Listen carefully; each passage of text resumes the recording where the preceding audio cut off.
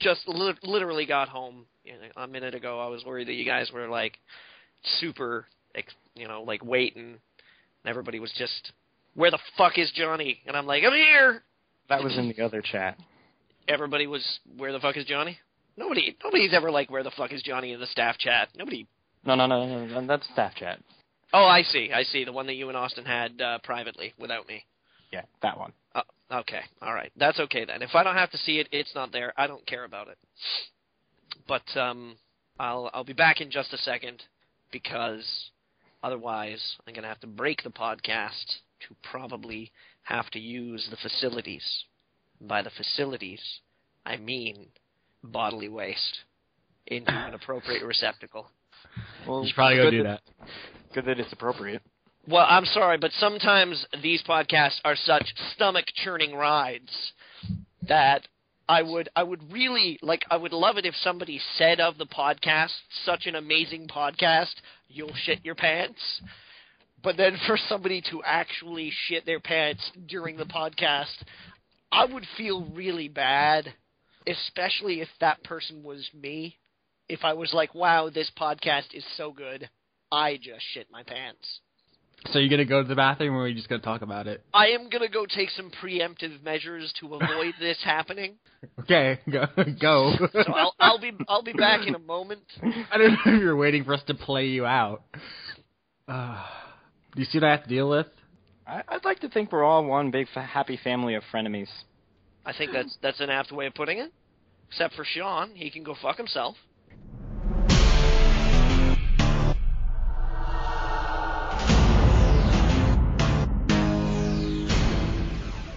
Ladies and gentlemen, boys and girls, welcome to another hardcore extreme edition of Superhero Battle Royale Budget Edition, where we discuss which two of the superheroes we pick today would have much more reasonable fiscal policies if they were ever put into a position where they could control the gross domestic and national products of countries they've been put in charge. So in today's matchup, we are gonna have Doctor Strange facing off against Luke Cage. So, gentlemen, which of our two competitors today do you think would be much harder on inheritance taxes? Is Luke Cage, is that the one from Mortal Kombat? No. Which one is that? Luke Cage is the guy that has adamantium skin. He was unjustly convicted when he was young and went through some prison experiments, some special, and then they gave him adamantium unbreakable skin or something like that. Pretty sure you just made that up. No, you're thinking Johnny Cage. Luke Cage is a Marvel character. He's a dude. He's a thing. Oh, the Thing? I know the Thing. No, he's not the Thing. No, he is a thing. He is a character, a thing. His name is Luke Cage. He likes to wear yellow shirts. Oh. I'm serious. Luke Cage. Fucking Google that shit, son. Maybe you should bring better superheroes. I wasn't going to do, Batman versus Iron Man. That would be two rich white guys. Fuck that shit. No. We're doing a crazy mage and a poor black guy from the hood. Oh, that guy. Yeah, the second one. That one. That's Luke Cage. That is Luke Cage. He has my vote. Well, no, I'm asking you, which one of these two heroes do you think would be harder on inheritance taxes? Because let us not ignore the fact that Doctor Strange may take particular interest in tax rates, particularly involving the passing on of mortal souls. I know Doctor Strange because he's in Marvel vs. Capcom 3, so... He's the Sorcerer Supreme. That's all you need to know. Yeah, all right. So which one of these guys do you think would have higher inheritance taxes? Probably Luke Cage, because Doctor Strange has to inherit the souls, the magic, and that nice hair. I agree. I think Cage would definitely probably be a little more strict on inheritance taxes. Point to Cage. However, Doctor Strange, do we think that he would be better than Cage at establishing international trade policies? Because I see Strange more as a man of the world. I think that he would probably be able to bring, say, the United States to a much more flourishing international trade agreement than perhaps Luke Cage. Yeah, I could see that. Plus, he could use his magic to just teleport all the trade instantaneously. He'd revolutionize the system. Think about that, Austin. Stick that in your pipe and smoke it after maybe chewing something to warm yourself up for these kind of rich flavors that you're not used to. And then sit down in your comfy chair and drink a brandy. I stopped listening like 2 minutes ago. What are we talking about? Perhaps the brandy's a little Teleportation. too bitter for you. Maybe you'd like to cut it with some honey, because that's fucking delicious. Did you want to introduce Robert, perhaps, before to the people listening? I suppose I would have to. Ladies and gentlemen, Robert Heck. Robert Heck is a writer on Blistered Thumbs, a contributor. He's known particularly for alternating.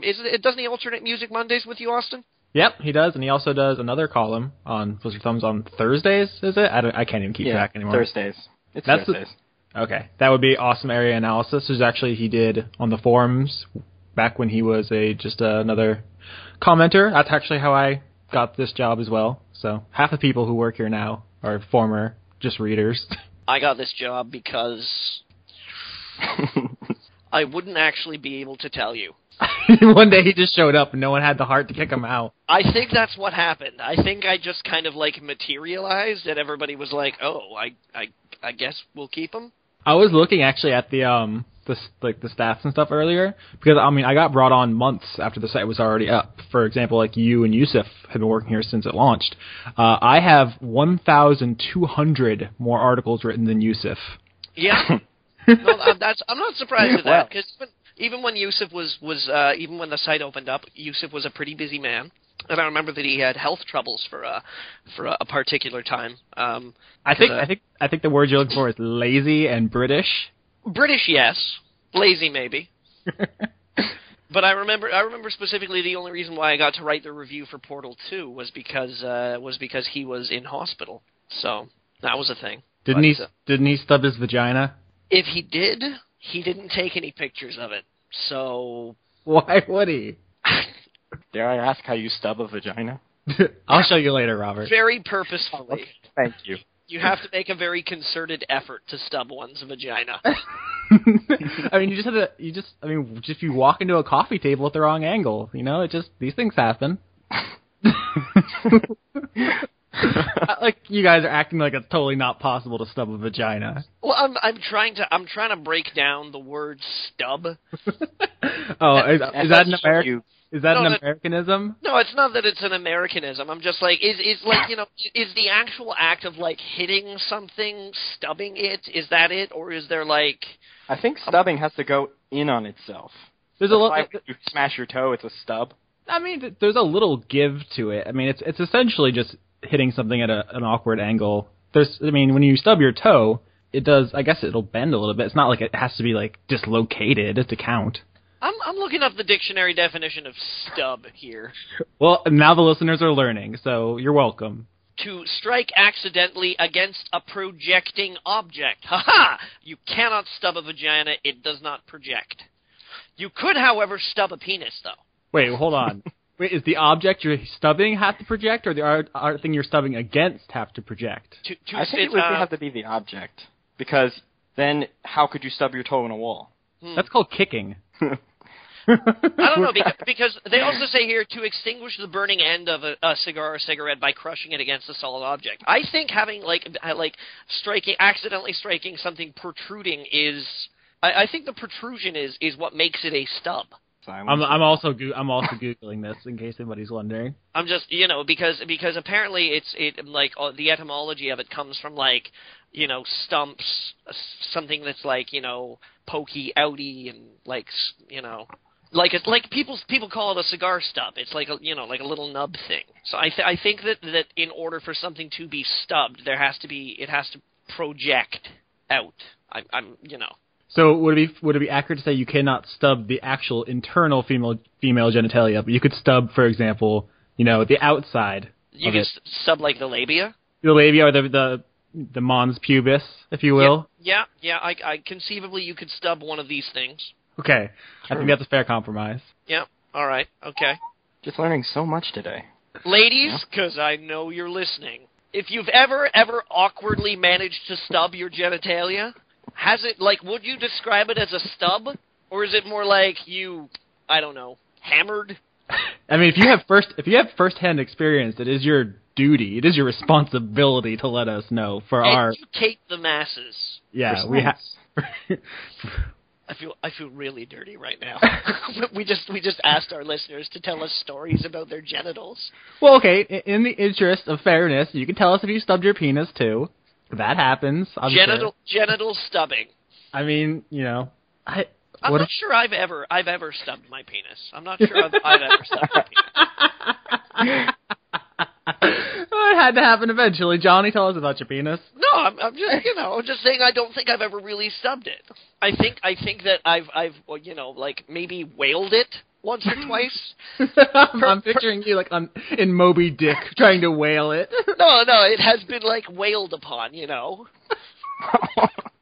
My mental image is better. My penis has been struck before. A harpoon? Not by a harpoon, no. Not yet. Not yet, anyways. The night is young, gentlemen. Bring me on here, and this is what I get. But, I'm not sure I've ever managed to actually stub my penis. Now I'm really thinking hard about this.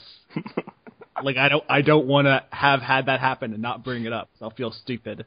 Yes, that will be the thing that makes me feel stupid. What was about to say? I can't think of anything, but if I remember, I'll let you guys know. I've been like kicked in the crotch before. I got kicked in the crotch once. That was pleasant, but not really a stubbing.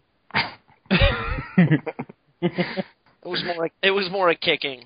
I can't tell if Robert has nothing to add or he's just really like ashamed and regretting being here. Perhaps Can it be both?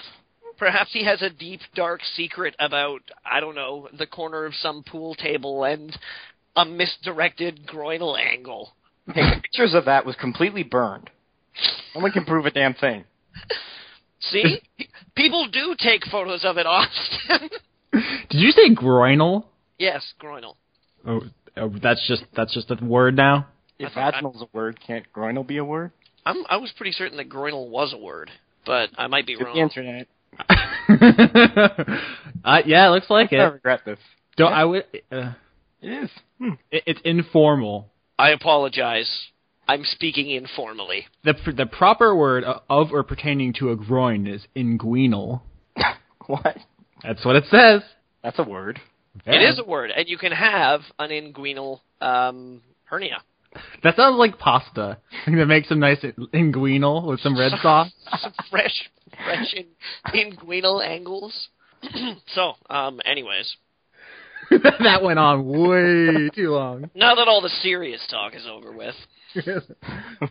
Let's just lighten the mood a little bit. Yeah, let's just raise the bar a touch, turn the lights down a little bit low, and get serious. Do we have to talk about video games? Eventually. If you'd like, we can diverge off to the left or right or talk about something else. Wait, that's what this was about? I thought it was about the superheroes. Stay put, you! You're going nowhere. You got roped into this, you're staying till it ends. Where'd these ropes come from? Oh. The internet. You can get anything there. True. So, big news in... Nah, there wasn't really any big news in video games today. Unfortunately, we're in the pre-E3 lull where there are a lot of things that are about to be announced, but no one's sure if they should yet, and we're going to get some announcements. Apparently, Harmonix is announcing a new game tomorrow. Telltale is teasing something. I wonder if Harmonix's game is going to have the word hero in it.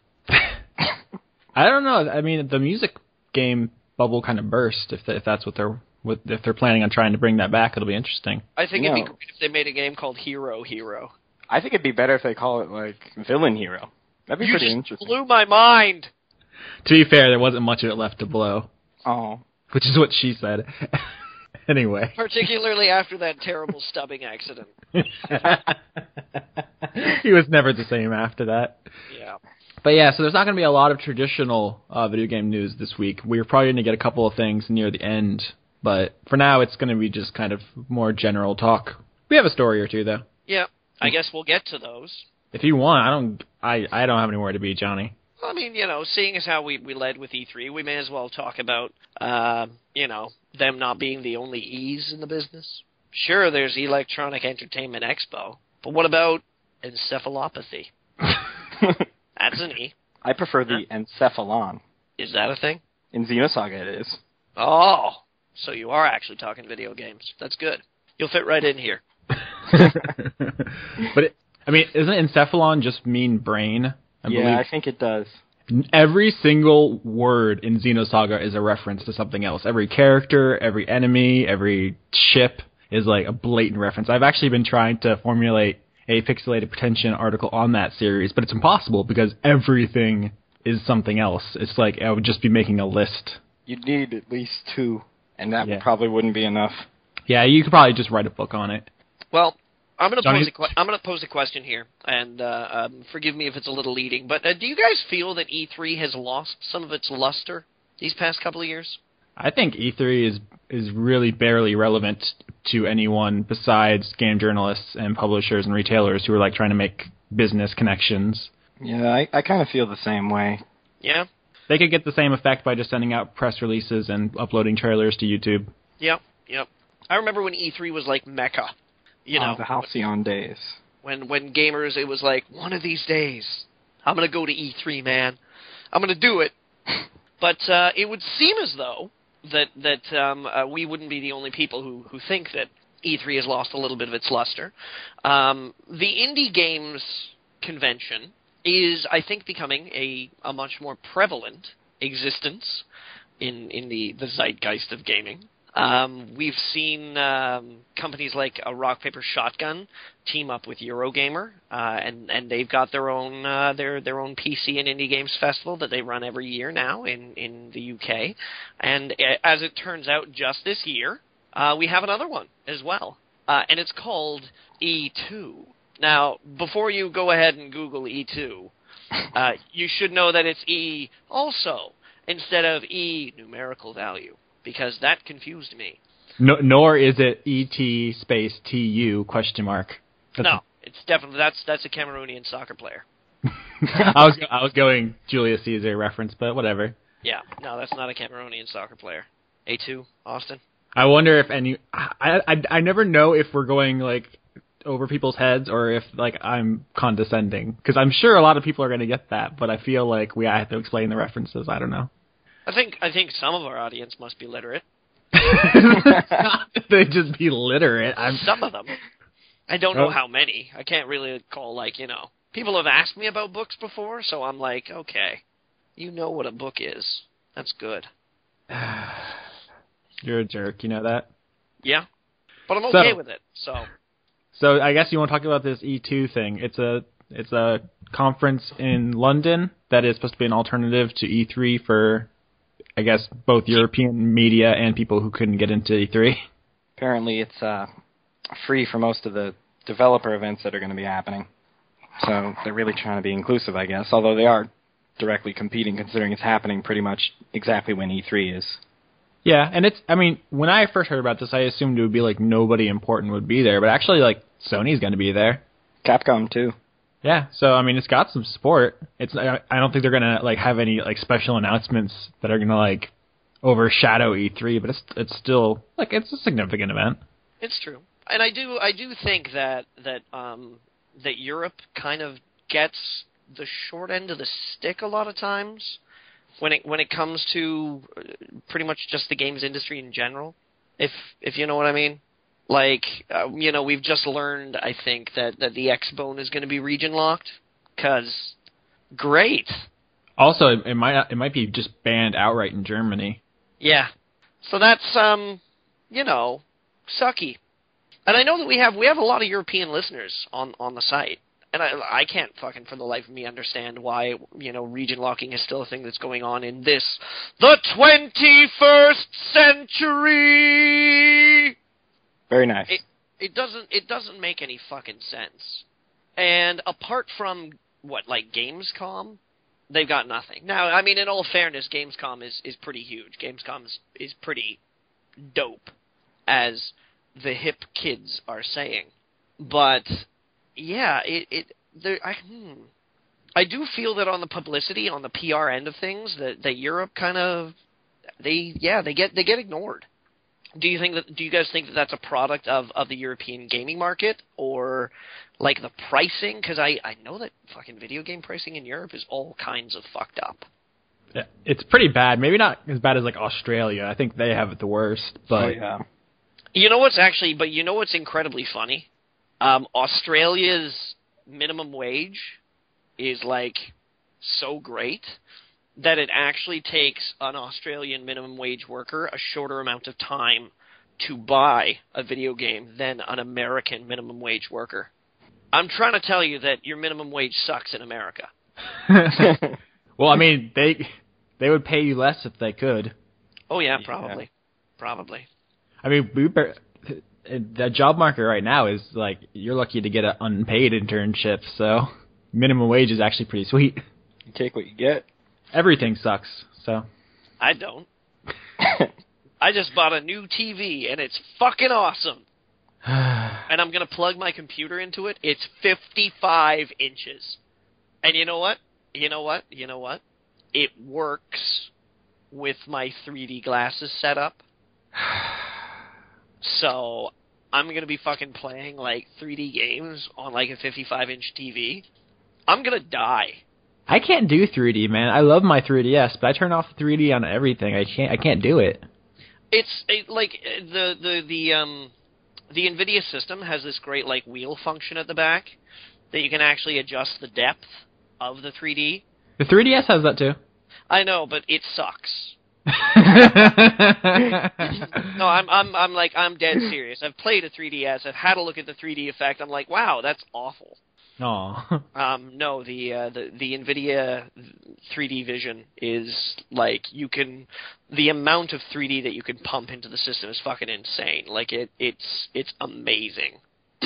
You don't get, because a lot of the times I find that when I go see 3D movies and when I and looking at the 3DS and other sort of like little bitsy 3D things, is that it looks like you're looking at a diorama a lot of the time, where you're just looking at flat objects at varying depths. But there are like settings that you can crank this system up to where it's like you can recognize the difference between staring at a person's like hand and then staring at their face. They're not just like this cardboard cutout character that's standing a little in front of another cardboard cutout character. It's sort of like they're like their body has depth and roundness and there's a real physical presence. It's fantastic.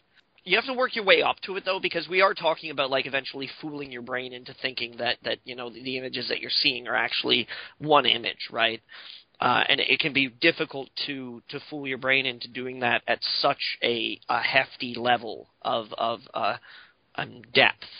But, and also, I mean, if you get headaches playing 3D, it won't help. Because that just basically means the signals. I read about this a while ago. The signals that your eyes send to your brain run at different intervals, and they just don't fully match up properly. Basically, your ocular nerves fire asynchronously, and it's like that does weird things to your brain. Your brain goes, "This isn't right," and it just starts hurting. So I don't have that. I'm glad you're enjoying it, Johnny, but even when it doesn't give me headaches, 3D just doesn't. I feel like it doesn't help my experience. I can't appreciate the art any more than I could without it. I can't. I can agree with you. I can agree with you that there are games that they completely tack 3D onto, but then there are games that are like just fucking like amazing in 3D. Like the Batman games, Arkham City and Arkham Asylum, are engineered from the ground up to be compatible with this 3D system, and you have not fucking like experienced being Batman until you jump off the top of the building and land on a dude in like super intense 3D. It's fucking fantastic. Actually, I'll save my story, but I played a game this week where I jumped off the building and landed on a dude, and it was really sweet. I think jumping off buildings and landing on dudes in general is pretty good. It's pretty good. Yeah, I think that's a good thumb rule. Death, taxes, and jumping off buildings on top of dudes is pretty sweet. 3 constants in life.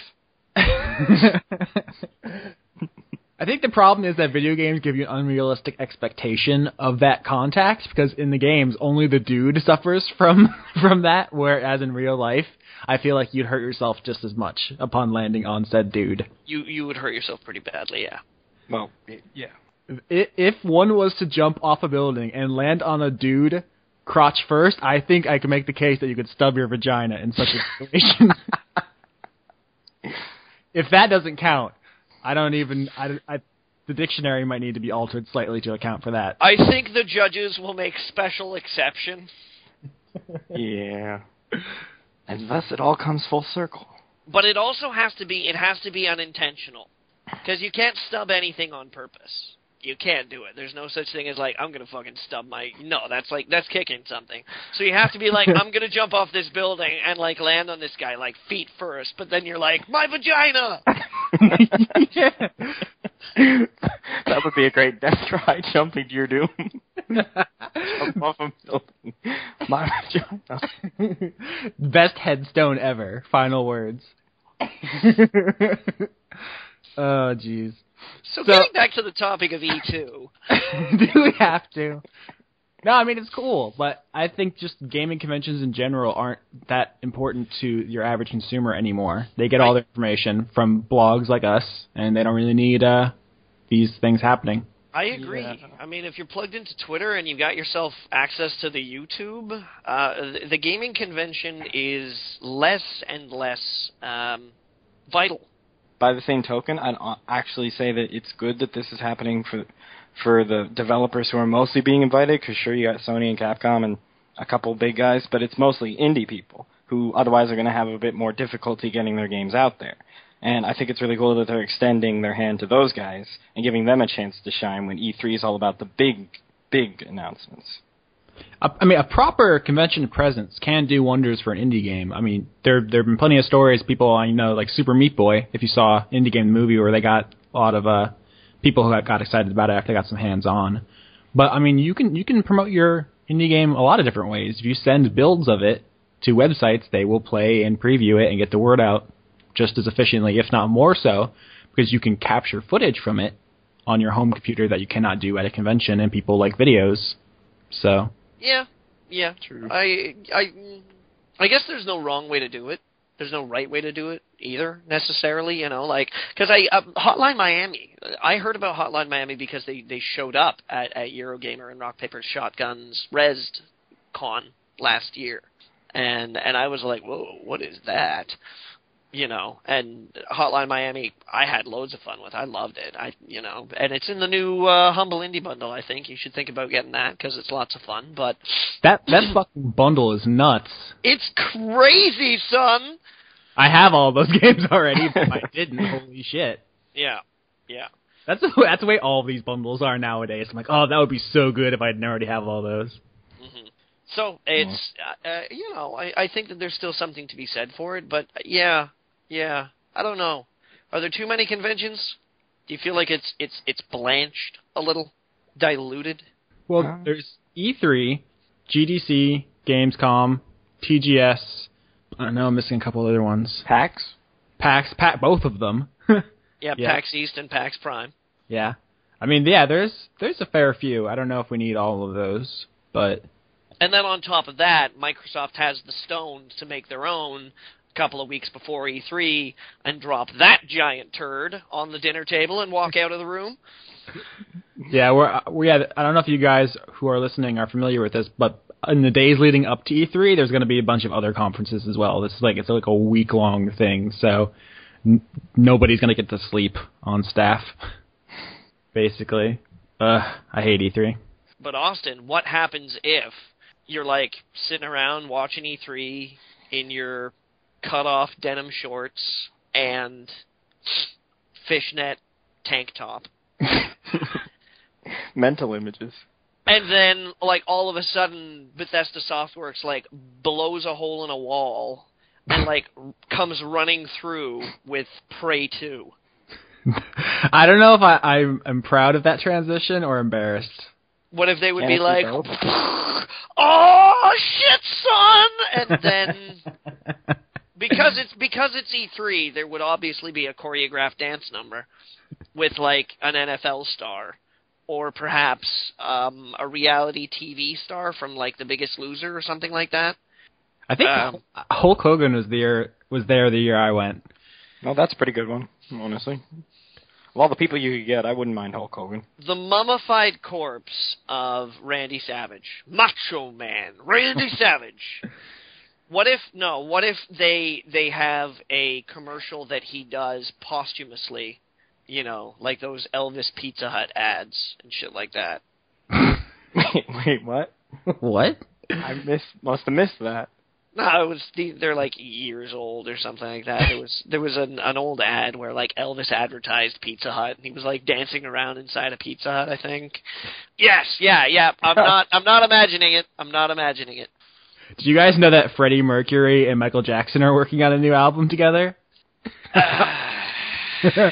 And by together, I mean somebody's fucking around with all their tapes and trying to combine them. I'm sorry you have to know that. Called Who Wants to Live Forever 2, This Time We're Dead. Honestly, I would be saddened by that, but I already lost every shred of innocence I had when I found out there was a Christmas Story 2, so there you go. But Austin, you didn't answer my question. Oh, Prey 2 looked fucking amazing. You'd be sitting there hating yourself in your cutoffs and your fishnet tank top, doing your hair. Where would one even acquire a fishnet tank top? The same place you got the other fishnets. I don't have it. Where? Like a bait and tackle shop? Where do you... Just go with it, man. Just go with it. What would your reaction be? You'd be picking your nails and eating your sandwich. How? How many hands do I have in this scenario? I'm not at the same time necessarily, but you're kind of like trading off. You know, you're like clipping a nail and then you're taking a bite of your sandwich, which may or may not be suspiciously kind of fishy smelling, but then, you know, yeah. Okay, we'll say it's fish. But you're still kind of like, this smells really fishy. John, do you want to talk about Prey 2? Yeah. It looked really good, and apparently it was very good, and in a relative state of completion when Bethesda and Human Head Studios started bitching at each other for reasons which are unclear at this time. And the game internal conflict. Yes. Unspecified internal politics have made the game kind of fall off the radar, but apparently it was pretty far along and exists in some form, which Arcane Studios may or may not be finishing. I would love to see it back. Arcane Studios, who are famous for, most recently, Dishonored, as well as less famous, but we should remember that it existed, Dark Messiah of Might and Magic, because nobody escapes. It wasn't a very good game, okay? You guys have seen some things of Prey 2. Is anybody else excited? I mean, this is actually pretty... I think would be great if this showed up at E3. I don't know if it is going to, though. I was really rather looking forward to Prey 2. Me too. I remember the trailer when... how many E3s was it ago? 2? It was 2. Yeah. I remember that futuristic alien setting. It looked really cool. Yeah, I mean, it looked cool, and the gameplay we saw of it was really good looking, too. So... whether it's Arcane or Human Head who finishes it, I think we should get it eventually. I just worry that's going to be kind of outdated by the time that it's going to pull Duke Nukem Forever on us. Well, I don't think that's necessarily the case. Like, I mean, you know, going all Duke Nukem Forever. Well, no, I don't think it'll ever be that bad, but I'm just saying by the time it shows up, it'll have been surpassed. We'll have other open-world sci-fi games of sufficient depth to make it... Such as? I don't know. You're just assuming that they're going to make one? So what's that, Cyberpunk 2077? That's right. That is a thing. That's the first of maybe future games that could fill that niche. I don't know. I have no problem if they're going to take their time to develop it, you know? I'd rather have it come out when it's ready, but if it's already ready and we're just arbitrary reasons are blocking it, that's something else entirely. I would be curious to know why they would be blocking it. Like, let's say hypothetically speaking that Prey 2 is done. Like, let's say it's a finished game right now. You travel to Maryland, you sneak into Bethesda Software, their fucking, I don't know, underground bunker or some shit, or their Sky Tower Fortress, and, like, you know, you take a wrong turn because you're looking for the bathroom, and you wander into a room that says Prey 2, and you're like, oh, I need to pray, but it's not that kind of praying, and then you're like, oh, it's a game. And it's like, it's done. Why on earth would they be keeping it behind closed doors? I would assume money reasons. Somebody somewhere wants to get paid that isn't getting paid, that has the power to make it. It always comes back to money with these kind of deals. Yeah. And from what I understand, a lot of talent has left Human Head over the last, year or two. And so somebody somewhere isn't keeping their shit together. That at least is apparent. The specifics are not. Yeah. Johnny's like, yeah. Well, I mean, you know, there's not really much else to say on the subject. Could this be an issue of them trying to squeeze out Human Head Studios entirely. From what I understand, Bethesda is not particularly pleasant to work with sometimes. I know the id team over there trying to work on Doom for the last whatever thousands of years has a really high turnover rate, and basically they've had to start from scratch a couple times because Bethesda demands a certain level of quality. Unless you're talking about the PS3 version of any given game, then they don't give a shit. But besides that I don't know. It could just my biggest fear is that it's just something stupid and petty. Yeah, it's like that would bother me. Like someone used the wrong brand pens to write the concept art, so now they're in debt to Crayola. Who knows? It could just be something weird and dumb. Wouldn't be the first time. No, it wouldn't. And I mean, it just seems so strange to me because I don't know anybody that's not looking forward to Prey 2. Everybody's interested. Everybody I speak to is interested. I mean, you'd think you'd want to play on that. You'd want to grab that attention and use it. But I mean, look at for example, is it Silicon Knights and what's his fuck with Didac? You think with the success they were having, right, at the height of their success, that nothing could have stopped that, and then they just went batshit insane. You're talking about X-Men Destiny? Well, that and also the embezzlement and the Unreal lawsuit and Too Human and all of that. Like, companies can just go off the rails after making good stuff. And they could be in the process of making good stuff and be screwed by like one or two people with the power to screw everyone. Yeah, they can kind of lose their shit, can't they? So that's what I'm afraid of. Like, I have no problem just being like, well, we'll see what happens when it happens. But there's a voice inside of me that's like, some people just want to get paid and they don't give a shit about anybody else. Yeah, it is a business, isn't it? Yeah. That makes me sad. I think all of us are, no matter what happens with Prey 2 when it eventually does get released, assuming it will, that we're all going to want to see what the initial effort was going to be, but I don't think Arcane will do a bad job either. I mean, they did a good job on Dishonored, and if they're in the reins, I could see it still being good. I fucking love Dishonored. I thought Dishonored was one of the best games I played last year. I'm going to laugh my fucking ass off if it somehow ends up over at Gearbox. Don't you... You better not be a jinx, Austin. Well, come on, guys. That would almost be worth it. That's how funny that would be. I think everyone should just dump their half-finished shit on Gearbox. No. That's just what I fucking need. Homeworld and then Prey 2. And Colonial Marines. Oh, think about it. That's gone. That's, like, I have erased that game from the landscape of my life. It doesn't exist anymore to me. I refuse to recognize it as a thing. It was a fever dream. Colonial Marines was a bad fever dream.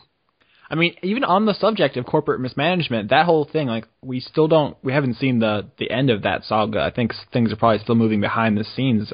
I'm surprised no one is in court yet, because it's pretty clear that some people misbehaved. Yeah. Sega's upset. as they very well should be. I would be. Not just them either. Pretty much everyone is upset. Did you guys play games? Johnny, no one on this podcast plays games. What games did you play? I think you guys should probably go first. We're going to be here for a while. All right. As a special guest this week, Robert, why don't you begin? Oh, you're so kind. Well, if you don't mind.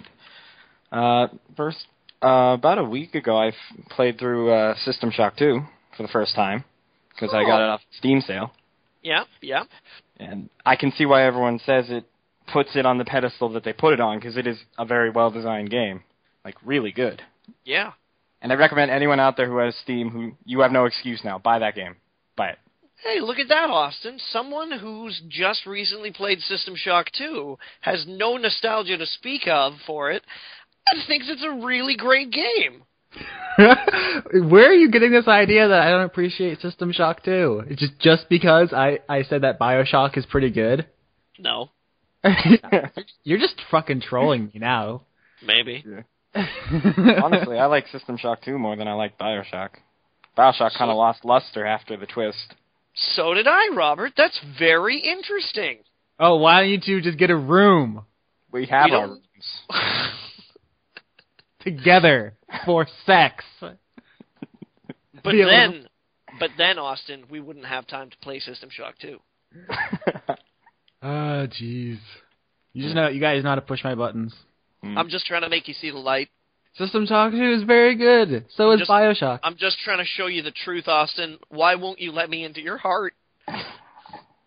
Because his heart will go on. Just non sequitur reference. Uh-oh. Sorry. I feel a song coming on. Oh no! My heart. I will kick you from chat. Oh, fine. No, I wouldn't go that far. Is there anything specific you want to talk about System Shock 2, or you just wanted to give Johnny an excuse to start shit? Well, I don't even have to give Johnny an excuse to start shit. He'll do it anyway. But, He's right. But if I really had to pick something, it's how it maintains an atmosphere throughout. And the control and weapon choice and creating your character really matters in that game. You really have to specialize. Because if you don't, you're going to get screwed later. That is one of the things that I feel mechanically makes it a superior game to BioShock, because you have so much more freedom as a player to be able to hammer out your path to create this kind of character that you want to play. Whereas in BioShock, it's just a matter of getting far enough along in the game, and then everything just kind of unlocks for you. It's less. There's more replay value, I find, in System Shock 2, because you can play the game again, but completely differently, and it changes everything. Yeah, it is that kind of game. Although I have to admit, I was pretty frustrated at first, because I didn't invest enough in standard weapons, and the beginning was pretty harsh because of it. You and your wrench, best friends for life? Best friends for life. Although, later on, it was me and my assault rifle, best friends for life.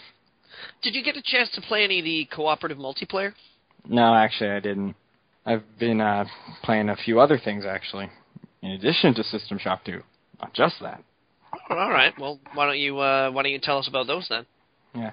Also off Steam, I picked up Mirror's Edge a while back, and I finally got around to playing it. And I gotta say, I really like its style. It's a bit short, but the whole idea of parkour and running on walls, it all feels so fluid that when you really get a good flow going and you're just sliding, leaping, jumping, swinging through the level, running like with the speed of the wind around you, and bullets flying everywhere, because there's always a helicopter with a gun chasing you. It really is a great experience. I would agree with that. I love Mirror's Edge as well. Have you guys seen that it may be coming? Sequel may be in the works, and it may be Xbone exclusive. We don't know yet. Maybe, perhaps. I did see that, and I'm hoping half of that rumor is true. Yeah, I mean, on one hand, it would be a pretty big coup for Microsoft if they could start getting some exclusives like that. I mean, if they come to E3 and say, "Look, we have Mirror's Edge 2, we have, I can't think of any things off the top of my head that would be like a super big deal if they got a sequel." But if they have a bunch of stuff like that, it would help their case. I think I would really love to see, I'm going to be honest with you, I'd really love to see Mirror's Edge 2 as an Xbone exclusive, but only as a Kinect game. Just running in place. Not because I would want to play that game. There'd be at no point in time would I be like, because you know how sometimes games get announced, particularly when you're a kid and you've only got enough money for one console, and then it's like, oh, this game is coming out, and you're like, oh, I want to play it, and then you look at it and you're like, oh, I really don't want to play that. So it would be like, Mirror's Edge 2 would be announced, I'd be like, oh, I really want a Mirror's Edge 2. And then it's like, for the Kinect, I'm like, fuck that, I'm not touching that with a 10-foot-long pole. But the YouTube videos. Yeah, I'd be like... My God, the YouTube videos. That would just, that would make my day. Yep. Vitriol would be fast. It would be it would be like watching all of the worst Dance Dance Revolution blunders that you've ever seen on YouTube, only 10 times as funny. It would be a pretty cool tech demo for the Kinect if it could actually manage to give you the kind of responsiveness and variety of different techniques that you would need to do a Mirror's Edge. So could it recognize wall run without forcing you to be horizontal? How would you even... Yeah, you lie down on the ground and then spin your legs. So that's the only reason why I would want to see that. But, I mean, seriously, I would love to see a Mirror's Edge 2. even like I would hope that they would work out their flow better, because some of those fight scenes in that game were just like, what? Yeah. I was trying to go through without shooting a gun, and there were a couple points where it wasn't a fun thing to try to do. Yeah. Yeah, it clearly encourages you to avoid combat when possible, but then goes out of its way to force you into a situation where it's like, and now? Kill them. Kill them quickly. Yeah. What else did I play? Well, since I gave Johnny System Shock 2, I was playing a little bit of Fire Emblem DLC. Oh, fuck yes. Who did you marry? Lissa. Huh. Button hat? Eh, She has like the stupidest little button hat. I don't know. I mean, I liked her. And it seems... I could see it. Say what you will, but the one who was meant to be was Crom and Sumia. Yeah, no, clearly. they're I ship that. They're canon. Johnny's like, I hate you. I hate you. You did that. No, I don't care. I just like Fire Emblem. I just go into my own world there for That's it. Right. So. I just decided to download all the free DLC because I hadn't played in a while, and I remembered that they'd be there. So I did, and gotta say that last DLC mission for the free was pretty ridiculous. My body was not ready for that, to say the least. The Fire Emblem's DLC is like, it's funny because Nintendo is like the last company to get on the DLC bandwagon, and they're so much better at it than everyone else. Like there was no learning curve for them at all. They just showed up. They're like, here are expansive map packs for Mario and really deep and meaningful DLC for Fire Emblem. It's like, why is everyone else still not figure that out? I think it's just more Nintendo's thing. They take a good long while to do something, but when they do something, they generally do it right. Generally. Yeah. I have nothing but good things to say about the Fire Emblem DLC for the most part. You don't say. I'm sorry, Johnny. There's a bunch of it. It's free, and the paid stuff is like it has actual like relevant story content and like cool like character vignettes and stuff without feeling like they're forcing you to pay for stuff that should have been in the main game. And I can acknowledge that is a super super difficult thing to do. Yeah. And when a company does it right, it feels like it's always a really rewarding experience to play a game that you see the developers care about as much as you do as a player. Yeah. Yeah. Actually, that reminds me, I have a game to talk about that's exactly how I feel about it. When Robert's done, remind me maybe. Well, I'm sorry. No, I'm mostly done. The only other games I want to talk about are ones I haven't quite gotten yet, because I need to play them, like Metro Last Light. Really got to play that. I still haven't played that either. Yeah, me neither. I had it installed, and I tested it out for Yusuf just because he wanted to see what the Titan would do to it, if it would stutter at all. And so I've got, 8 seconds of Metro Last Light played. Although, speaking on the subject of DLC that shows that a studio cares, and perhaps the antithesis of that, I played a game this week. I played the first couple of levels of the Tyranny of King Washington for Assassin's Creed 3. Oh, I heard that wasn't very good. It's not. I like you, Johnny. You're so frank all the time. It's not very good at all, actually. The premise is that George Washington becomes evil and you have to kill him, but they have somehow stretched that over 3 whole things, right? Yeah, there were 3 entries in it. And the first... How long does it take to stab a dude? Well, it in the first place, they try to have their cake and eat it too by making it an alternate timeline, but poorly shoehorning it into the actual timeline. And I've only played the first couple of missions, so I'm not even I'm not sure how they do this. All I know is that, okay, spoilers, everybody. There's going to be some Assassin's Creed spoilers here. Assassin's Creed 3 spoilers going on. Is everybody cool with that? Are you guys cool with that? I'm asking Robert, you're cool with that? Austin, you're cool with that? I think he's shunning you. Austin? Apparently Austin is not cool with that. Oh, he took his headphones out. Let me know. Oh, yeah, he took... Okay, all right. Okay, you know what? Never mind. No spoilers. I'm just letting him know that right now. I think he died. I guess that means we get to split his stuff. What do I you want? suppose so. Well, I mean, I've already got all the PC games that he owns, pretty much, so you can have everything. Awesome. Just go for it. I don't have a 3DS, I don't have a Vita, don't have an Xbox. Oh, a Vita. That's great. Now I'll be able to finally play the Persona 4 Golden. Yeah. Without having to buy it. I know, right? I might actually take one of his Pokemon games for an Xbox, or, like, not an Xbox, for a Game Boy, just because he keeps harping on about Pokemon and how it's like, Pokemon. I had to review Pokemon Black 2, White 2 a while back, and it was pretty good. It's not my generation. I never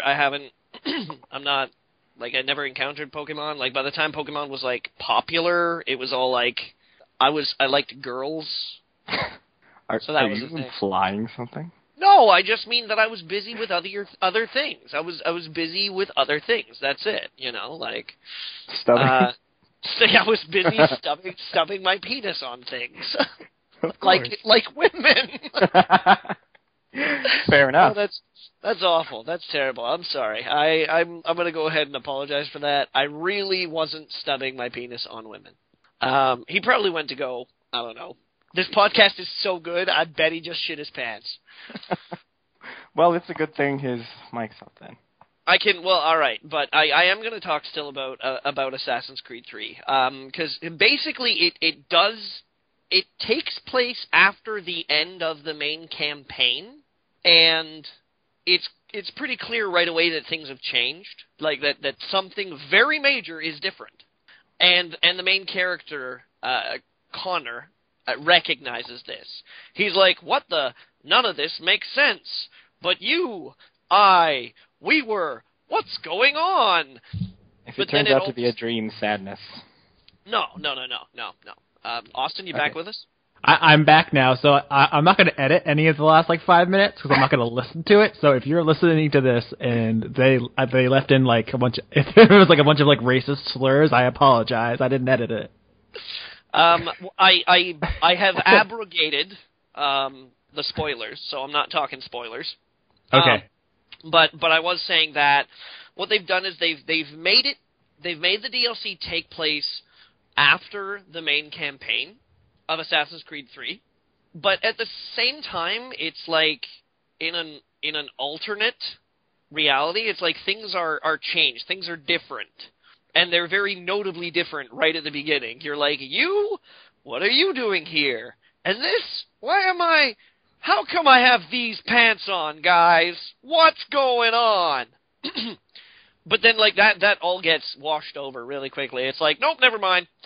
And I don't know if they're going to resolve it later. I intend to play it through to completion because I get the impression, I almost get the impression that this whole DLC was a preemptive backlash, because I have to admit that I was a little worried when Assassin's Creed 3 was coming out that it was going to be a real black and white America good, Britain bad, as many of these sort of revolutionary stories do.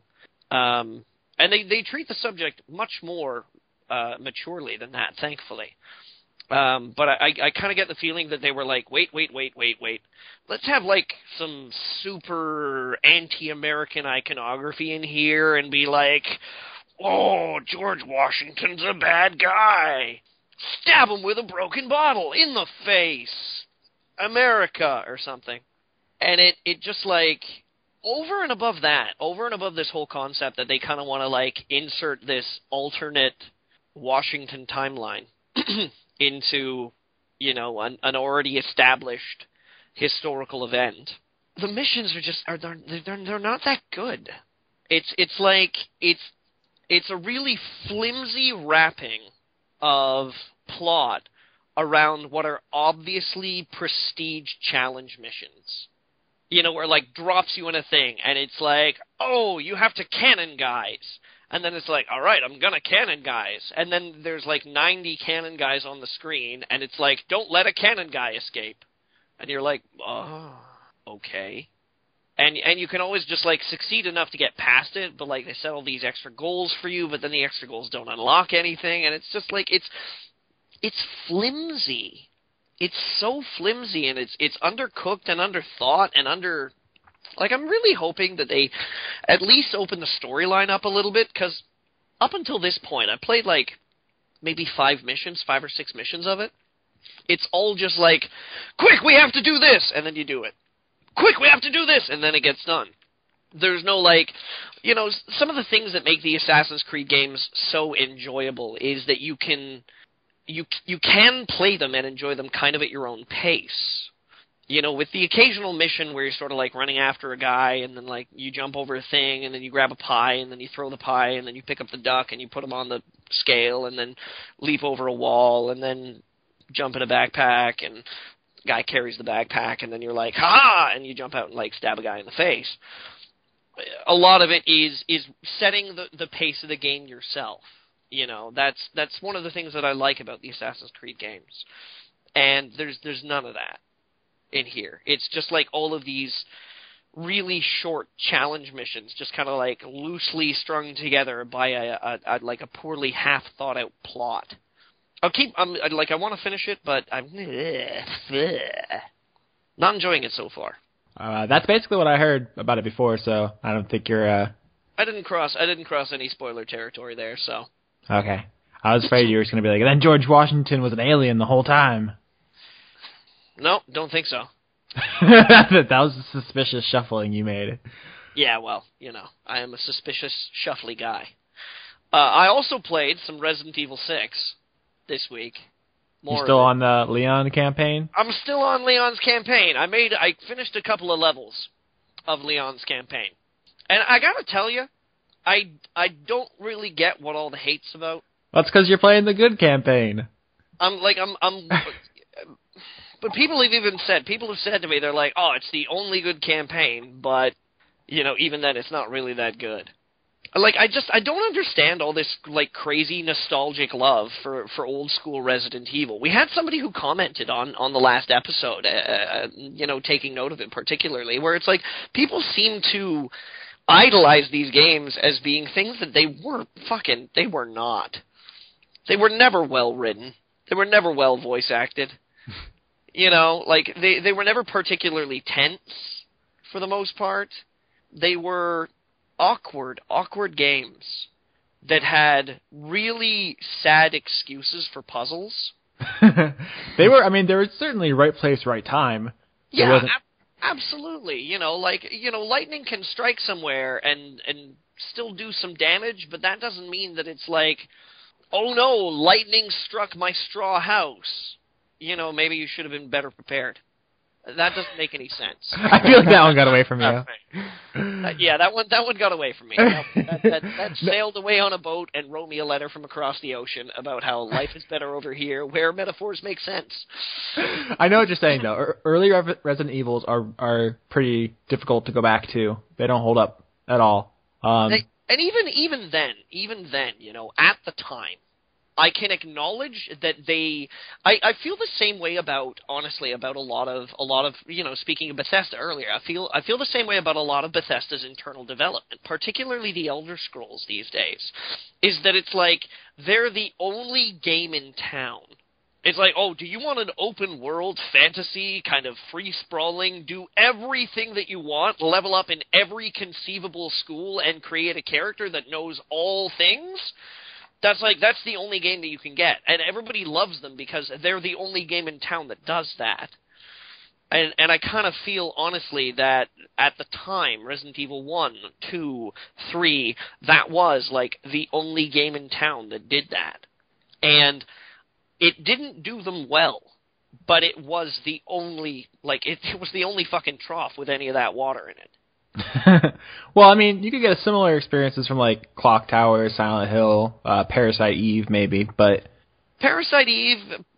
No. That's more RPG, but just the tank controls, horror, weird puzzles, and awkward camera angles. And even Silent Hill, I think, was a huge separation. Because Resident Evil, the difference there is Silent Hill has better writing. Yeah. Yes. Focus more on effective atmosphere. I would still argue that mechanically, early Silent Hill is problematic, though. Oh, absolutely. The first Silent Hill was badly made. Okay, we're all on the same page. I was worried there for a second that you were going to be like. So I think what you're trying to say is that the Resident Evil bar is much lower than perhaps we think it is, so that six is actually clearing it. I think so. Like I'm actually kind of like coming to this point in time where I'm sort of like, you know what? It makes sense, which traditionally Resident Evil games do not. I'm actually like okay, no, the environments are still pretty fucking unbelievable. Johnny, have I talked about this before? Do you remember the series I did when I was on the forums? It might have been even before I was a moderator on the forums, but it was called Future Reviews. Yeah, I do remember them. For our listeners, before I was a writer for the site, I was on the forums, and I did a series called Future Reviews, where I wrote like satirical reviews for games that didn't exist, that would hypothetically exist in the future. So I did like a review of Final Fantasy 15 and talked about how it was all just one cutscene, and that was the joke. And I did one for Resident Evil 6 before it was even announced, and joking that it would have two separate campaigns, one for Leon where it was actually more traditional, and one where it would be Chris and it'd be indulging all their action fetishes that they've been really doing recently. Yeah. The joke is that Capcom would go so far as to make two separate campaigns, and then they actually made 4. Yeah. I wish that our forum still existed, so I had proof of that. But here's another thing about this whole like action thing. I'm going to go ahead and tell you this. I cannot see a discernible difference between Resident Evil 4, 5, and 6. As far as the shooting goes? As far as mechanics, mechanically. Well, 6 has all that like flopping around on the ground shit, doesn't it? Okay, there's some flopping around on the ground, but you know what I'm talking about, like where you can like roll and stuff? Yeah, you can dive and roll and crawl and yeah. So there's that. Okay, so that makes it automatically a worse game? No, I was just saying that's a difference. I mean, I don't think it's some of the differences are more subtle. I think it's like item placement and, you know, amounts of enemies versus how many bullets they can take. I feel like for example, from Resident Evil 4 to 5, I feel like they had less interesting and less powerful enemies and in larger numbers. So they try to overwhelm you instead of creating distinct, memorable encounters. Okay, yeah. That is my thought. The game's maybe more mechanically identical, but that is what I enjoyed more about Resident Evil 4. Just personally, that's my contribution to this. I think it's more Resident Evil 4 was still pretending, at the very least, to be a horror game.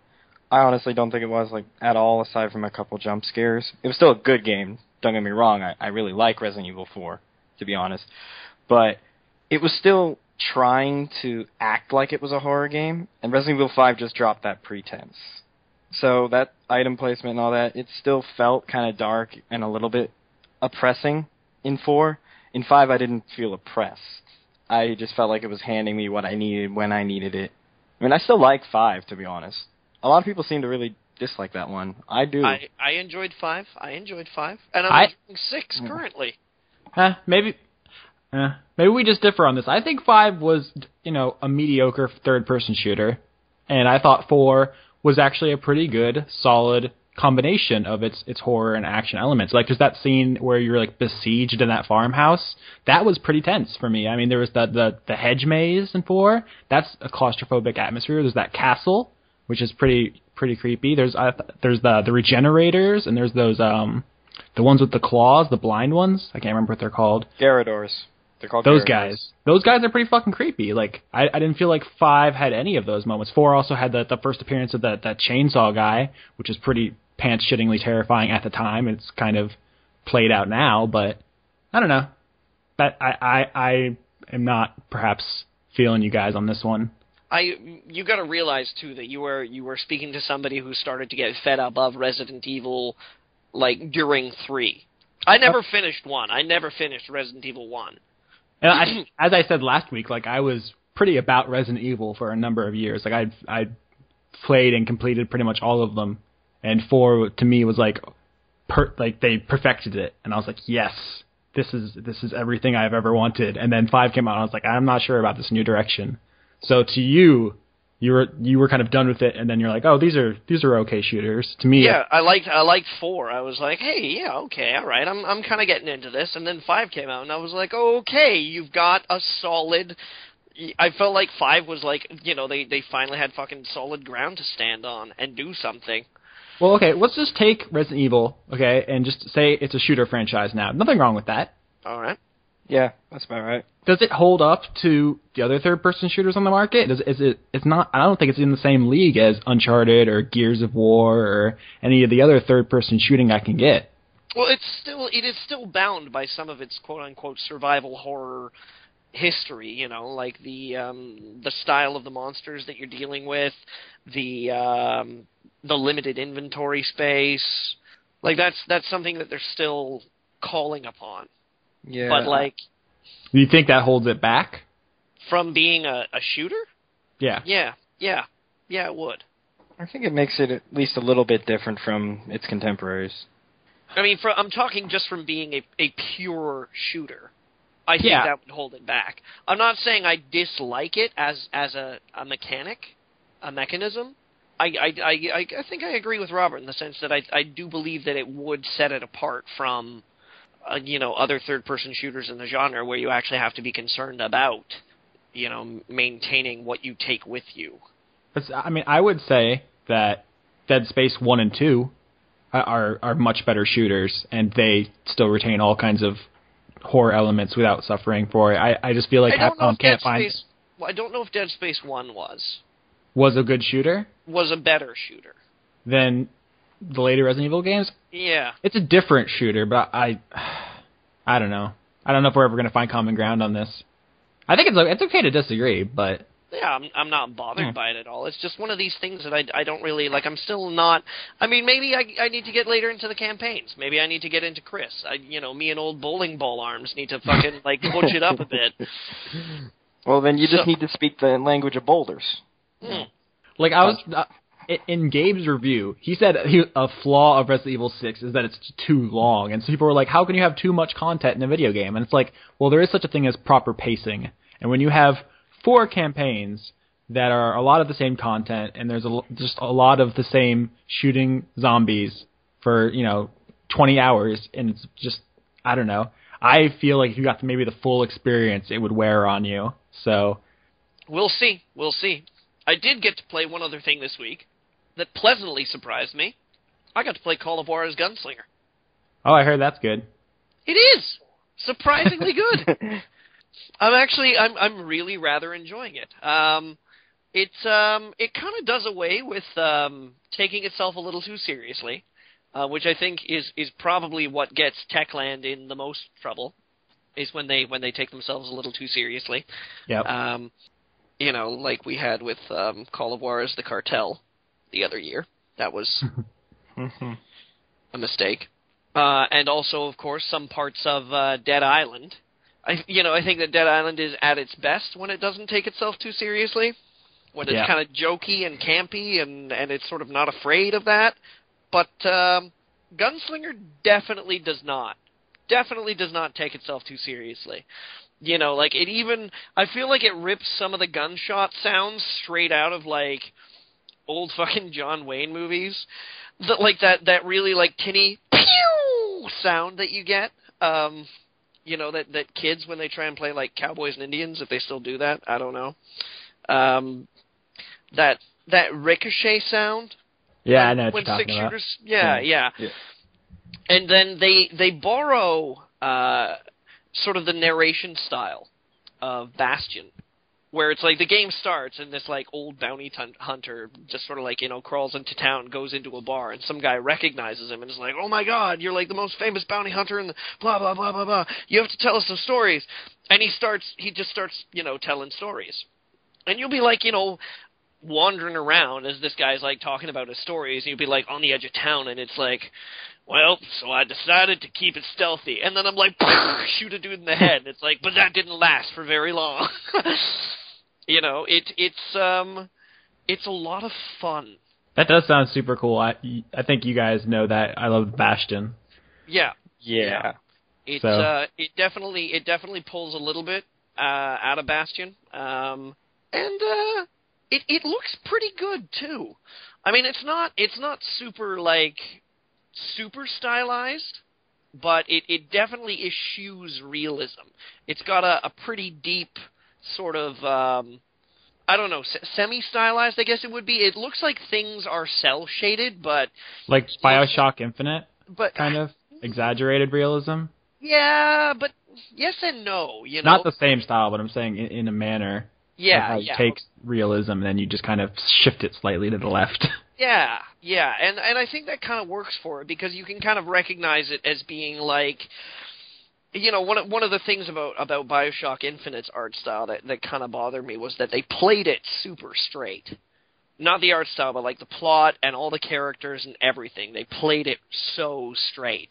But you're dealing with these people that have these weird faces and this like really exaggerated architecture and strange modes of dress, and it was like everyone's shooting bees out of their hands. Yeah, there was a bit of a disconnect there, you know. But with Gunslinger, it seems to be much more focused on kind of the sensationalism of like old West tales and gunfighter tales and things like that. You know, like it does not really take itself too seriously at all, even though you do wind up dealing with like, you know, a lot of historical figures sort of in this, you know, weird kind of like out of history context where you're sort of like blah blah blah Billy the Kid, and then someone's like, you knew Billy the Kid? Sure I did, you know, things like that. But it's lighthearted, it's funny, it's rewarding. It's rewarding too. Like it is rewarding to play. You know, like it. I don't feel some games these days, particularly some violent games that I play these days, I find kind of taxing to play because I find the atmosphere sometimes just grates on my nerve. This, like, super serious kind of, we're gonna get you, oh, it's really awful, this is a terrible future, everybody's got it bad, oh, you know, like the playing up of the drama, trying to make everything, like, super gritty and hard, and, you know, and it doesn't do any of that. Yeah. It's just sort of like, you know, you shoot a guy, and he's like, ah, you got me! I'm like, yeah, I did, that was awesome. That sounds like the smart direction to take it, because unless you can hang with like Red Dead Redemption or something, you're not gonna make any kind of significant statement. You're not gonna leave an impact when you're clearly gonna be playing second fiddle in that genre. So you might as well take it in another direction entirely. Yeah, and I mean, if it worked for Saints Row, I think it can work for Call of Juarez and Techland. Yeah, that's a great analogy actually, because Saints Row had no chance going up against Grand Theft Auto head to head. Zero. And then they just, like, you know, flipped on a dime, did 180, and we're like, guess what? This is Saints Row now. And it worked. And a lot of people prefer it now. Yeah. Yep, smart stuff. All right, Austin, so you've got, like, a dozen games to talk. So, let's begin. Well, I think we should start with probably the most timely of the games I played. Remember Me. My review is up now. Do you guys have any questions? I do remember you. I hope so. Talk to me about Remember Me, guys. How are you feeling it? Because I know it kind of flew under the radar a little bit. Like, people knew about it, but not too much. And now I pre-ordered it. If anything, because I do want to see more games that have, like, a variety of protagonist characters, be they ethnic, be they female, be they of different sexual orientations. Sorry, that word was just, like, hanging in the back of my throat there. Thank you, Robert. So yeah, right there, I was like, I want to give you my money because, and also I must admit, I was sort of intrigued by the concept. Mm-hmm. Although Capcom. Yeah. Have you guys looked through my review a little bit? I did actually. I did get a chance to read your review today. So you know how I feel about it. It did not live up to a lot of its promises, but it shows potential. And as we talked about earlier, you can tell the people who made it cared. This wasn't lazy. It wasn't, dispassionate. It just didn't. I don't know if it was money or what, but they just did not flesh out a lot of their good ideas. Mm-hmm. So, yeah, it's.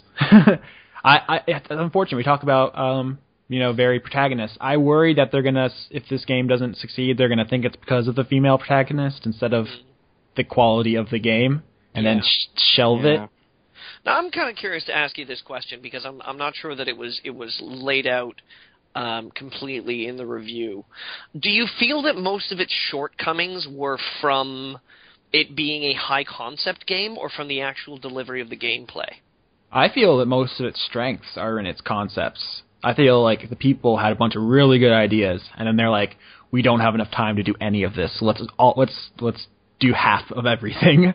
They're like all these ideas about what it can mean to live in a future where memories are commodities, all the remixing segments, and it's all these things it sets up about like, the nature of like governments and good and evil and all these things, and then it just doesn't explore any of it.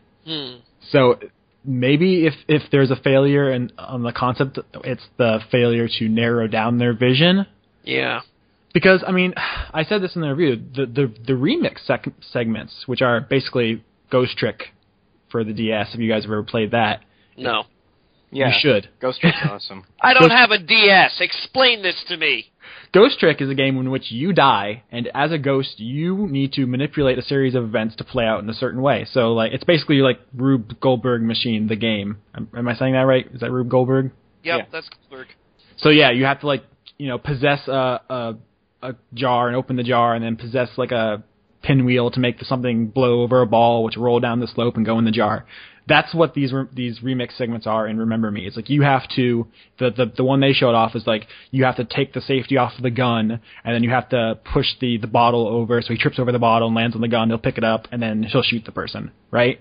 You have to do this. It's a pretty cool idea, and the way it plays out is really stylized and interesting to look at. It only happens 4 times. Yeah, you were saying that it's a very limited...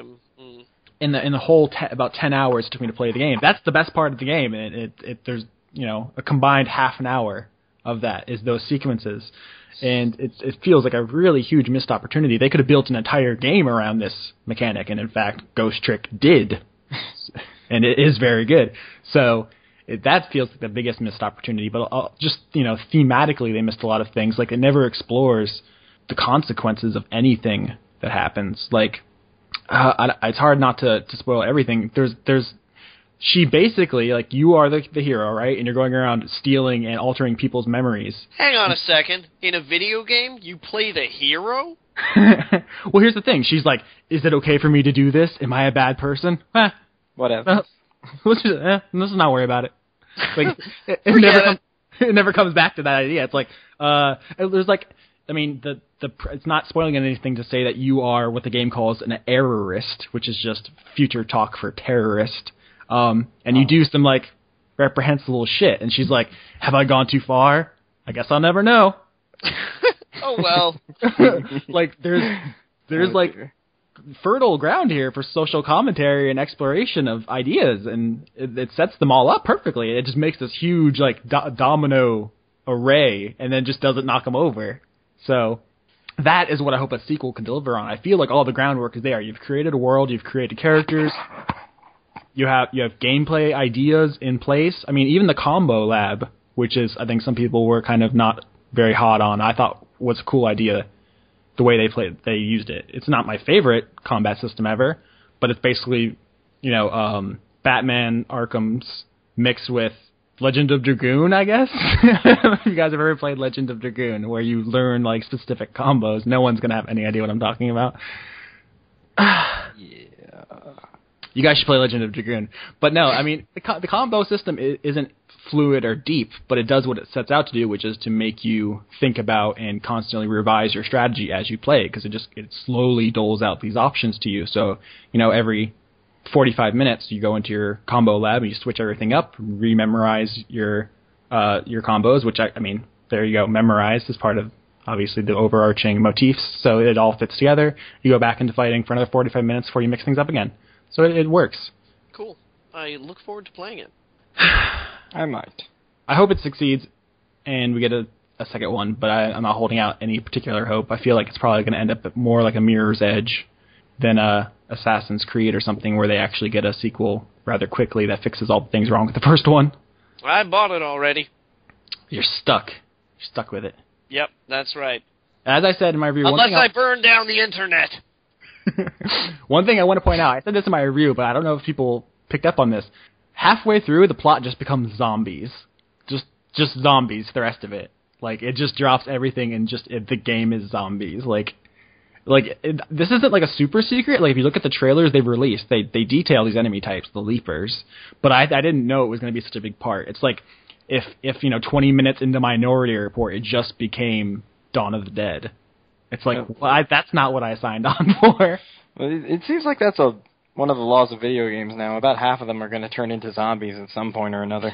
Well, it's because they make easy enemies. It's like Nazis. They do. Games just apparently need violence, and you can't have her mowing down civilians, and there's only so many soldiers she can punch. So that's just the enemy they defaulted to.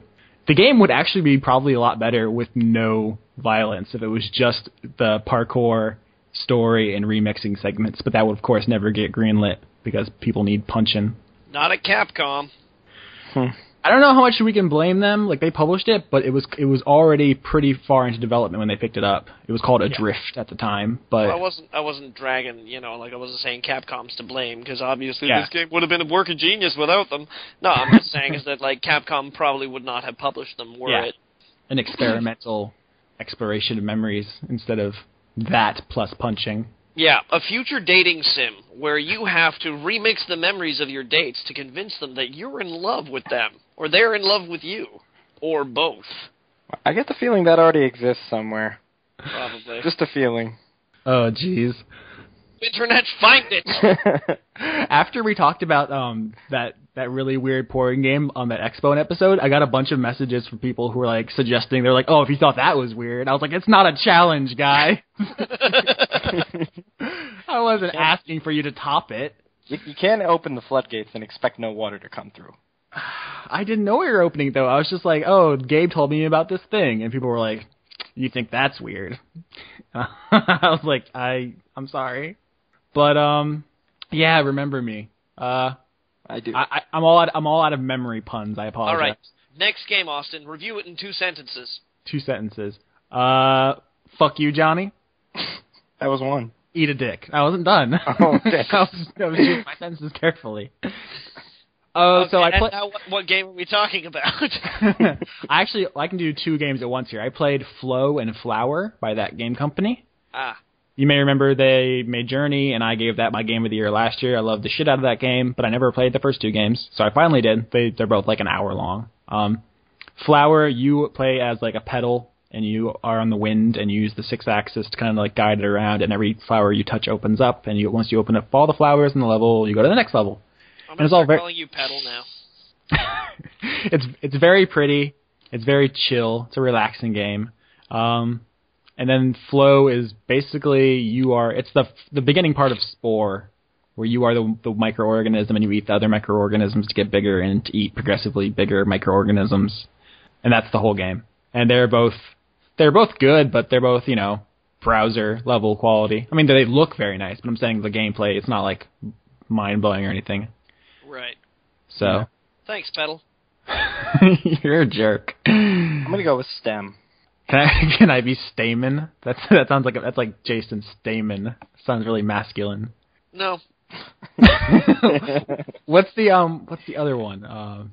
There's another like flower part that sounds interesting. I can never remember. I'm really bad at botany. That's okay. We all have our Achilles heels. Now I'm actually looking this up. Hold on, I'll be right back.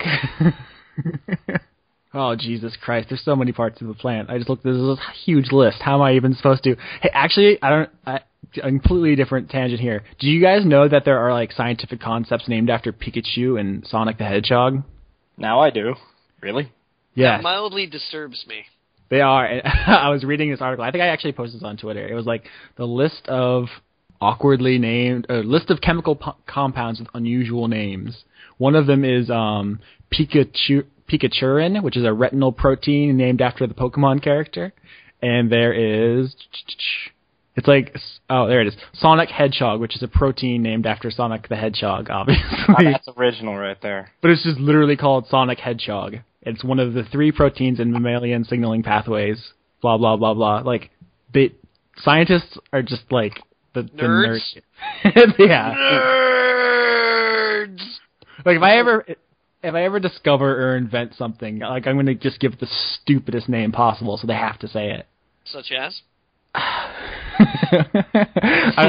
I'm really fond of the Warble Crunch movement. I really want to call something that. That was good. Yeah.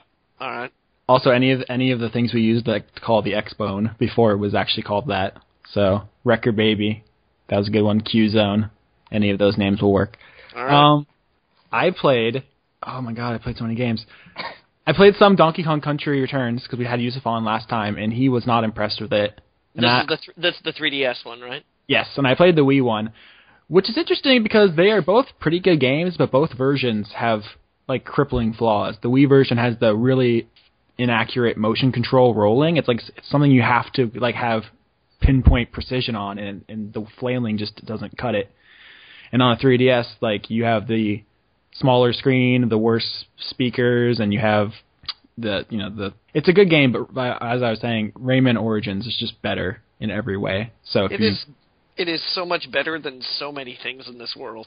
I really need to play that game. I don't think I've had a cake yet that compares to how awesome Rayman Origins is. Cake. It's better than cake. It is. It's kind of unfair. Like, the bar is just way too high for any other 2D platformer. The music, the art, the level design, just, like, the pacing, how, like, the rate at which they unlock moves, and it just, like, it's great. It's brilliant. It's a fantastic platformer. And the difficulty curve, because Donkey Kong does not fuck around. There's, like, 3 levels where it's just like, do going on an adventure, and then it just fucks you in the ass with a tree trunk for the rest of it. It doesn't give a shit. What kind of tree? I remember that. Cypress. Oh. That was the first one. Wow. I was going to go with pine. I don't actually know that much about trees. Is a cypress a bad tree? It's just the first one that popped into mind. It occurs to me that it would be really difficult to insert. Most trees are. How we need to get off of botany. It's my worst subject. I cannot hold a conversation on plant life. I also played Anarchy Reigns, which is the spiritual successor to Mad World by Platinum Games. I went into it with pretty low expectations. It came out at a $30 price point, so right off the bat they're saying this is only worth half of most games. Hang on, clear something up for me. I will. You went into a Platinum game with low expectations? I fucking love Platinum. I know that. I'm saying you went in with low expectations, though, because that doesn't sound right. I am capable of putting aside my bias, guys. If the new Fire Emblem comes out, right, I'm not just expect it to be the best thing ever. It could not be. All right. So anyways, you went in with low expectations, and... and it's fucking amazingly fun. Surprise, surprise. I mean, to be clear, it's not a very polished game. It's pretty rough around the edges. Yeah, it's slapdash, but it's so much fun. It's multiplayer focused. First of all, like the campaign is like the thinnest excuse plot ever. It has some cool cinematics, like people fighting with chainsaws and shit, but it's just there to teach you how to play multiplayer. The multiplayer is essentially like M-rated 3D Smash Brothers. It's just, it's insanity, and it's great. That was the game, because the environments are so large and so dynamic. Like you're fighting in like an entire city block, for example, on this map, and you feel like, well, even with 10 people, it's hard to have like a focused fight with that much area, but it just works. Like it has multi-levels, like there's elevators going up to the top of these buildings, and that's when I jumped off the top of a skyscraper and kicked a dude on the head on the way down and murdering him, and it was so fucking glorious. To bring it back to that. Yeah. It just works, and it's a lot of fun. It helps that I really like Mad World, which means I really appreciate like the music, and kind of, it's not black and white like Mad World was, but it still has the style and the attitude, basically, which is, I don't know if I'd say it's an acquired taste of humor. It's like black humor it's kind of corny, though. I don't know. It works for me, at least. So I have to ask, how does Jack look in color? He looks great. I think it works perfectly. You wouldn't know that he was originally a black and white character. It's not like bad fan art of what he would look colorized. It looks completely natural. Oh, that's good. I was kind of worried about that. Yeah. I wouldn't... Here's the thing, though, because, it is a multiplayer-focused game that only sold like 20 copies, so you're probably going to be playing with bots a lot of the time. So I don't know if I'd recommend it, but if you like Platinum, and you have like $20 to spare because now it's like even further down from its original launch price of half off. I don't know. You could do worse. It's so basically, if you have $20 to spare. Yeah, it's. I don't know. Some people prefer, Devil May Cry to Platinum action games. That's their God-given right. They're wrong, but they're allowed to think that. I can see that, I guess, in an alternate universe. So I played that. I played some Ace Attorney 3. I don't really have anything to add to that. I think we all know how Ace Attorney is at this point. Awesome.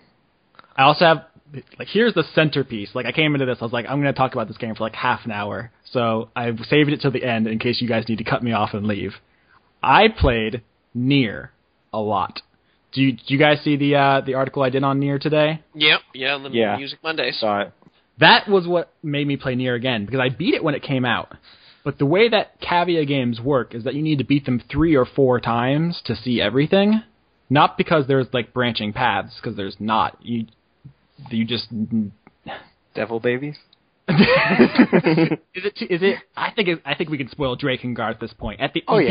You beat Drakengard, right? And you save the world. And then you beat Drakengard again, and this time you murder your sister. And then you beat Drakengard again, and you have to kill your dragon. And then you beat it again, and babies rain from the sky. That's the way Cavia rolls. And it's similar with Nier. Nier is set in the same world as Drakengard, and is similarly subpar in quality. It's clearly not a high-budget game. But it has that Cavia insanity. Just to set the scene a little bit, you are just this grizzled, gruff old guy with a sword, and your daughter is sick, so you fight kind of eldritch shadow monsters to raise money for her. And then shit gets real. It gets real fast. It's hard to explain without spoiling anything, of course. I could talk about a spoiler warning. I could, I guess. I'll try to dance around some things here. The game is it's not good. It is mostly a hack and slash, but it has at least one sequence of every genre. There's a Resident Evil section, and I don't mean it just has zombies. I mean, you're in a mansion, the camera system changes completely. It goes from completely free motion of the camera to terrible on purpose fixed angles, like an old Resident Evil game. And also in that sequence, there's really obtuse key puzzles. You have to find the moon key to open the moon door. Shit that old Resident Evils would do to you. It's only in that. It all comes back to Resident Evil, doesn't it? It does, but that's an hour of Nier, and then that never happens again. And then there's a sequence it's straight Diablo. It's top down, and it looks exactly like Diablo. And then there's a text adventure part where the game just becomes a text adventure for an hour, just no warning. And there's every boss fight has elements of bullet hell. It's hard to explain because it wants to be everything and then therefore succeeds at nothing. It just doesn't get particularly good at anything. But then its identity kind of becomes that chaos. If that makes any sense. Yeah. It's its lack of cohesion is cohesive. It sounds so stupid when I say it out loud, but it makes sense to me. Anyway, besides that, the game is notable for a couple of things. The music, one, I've written a whole article about that. Go listen/read that if you want more on that, because it's beautiful. Another thing is that there's actually 2 versions of the game. We in America only got one. It's just called Nier. Japan has 2. They have one that is the version we got, and then they have another one which is the same game except that the protagonist is a 16-year-old Bishonen boy, and the female character is his sister instead of his daughter, and that's the only difference apparently. And from my understanding, that's just because Japan prefers their protagonists effeminate and young, and they think we prefer ours gruff and muscly and old. So I don't I don't know. Weird. I don't know what that says about us or them or both of us. Marketing, demographics. It's just fascinating that this exists. Yeah, that is actually pretty interesting. But that's just a cool little footnote. I've never heard of a game that they made a region-specific protagonist and changed nothing else.